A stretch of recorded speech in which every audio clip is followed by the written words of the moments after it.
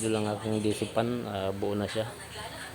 So ito yung pinalitan natin kanina ng motor na ikabit ko na yung housing. Medyo hindi pa nga sukat umaba kasi yung ano niya, motor. Pero sentro pa naman yung butas, lagyan ko ng tali para pag paikutin pwede pa rin. Ayan, so okay na siya.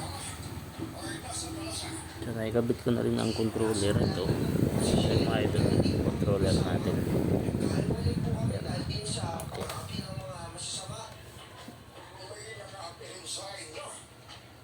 Ayan. So buksan natin mga idol.